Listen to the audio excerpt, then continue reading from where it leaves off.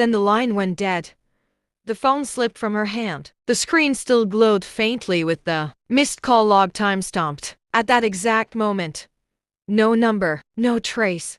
Her heart raced as she grabbed her bag, laptop and car keys. If Damelaire's journal existed, it was the only way to make sense of the madness swallowing her life. She couldn't stay in that room another second. The drive to Badagry was long and endless. The ocean stretched wide and silent as if holding its breath. She parked near the lighthouse and stepped out into the salt-stung air. The sky was bruised purple, dusk falling like spilled ink. The place was deserted except for one thing: footprints in the sand, fresh ones, leading toward the rocks near the waterline. Her instincts screamed to turn back, but something stronger pulled her forward. She followed the trail until the wind carried faint static again. Not from her phone this time, but from somewhere nearby.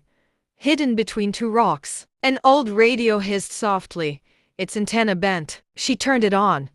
A voice warped, barely audible whispered through the static. "You shouldn't have come alone." Her chest tightened. She spun around.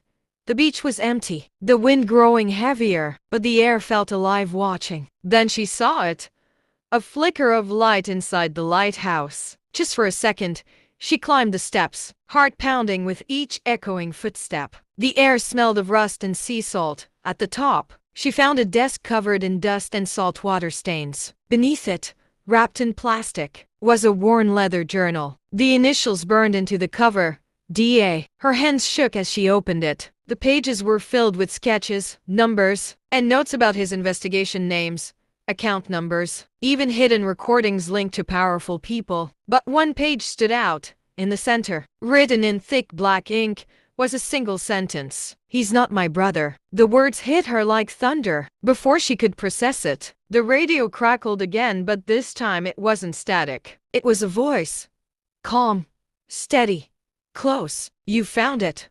Amara turned slowly. David stood in the doorway, his face half lit by the trembling beam of her flashlight. Rain had started again, a low hiss against the windows. She backed away instinctively. "You're not supposed to be here," she managed to whisper. He smiled faintly.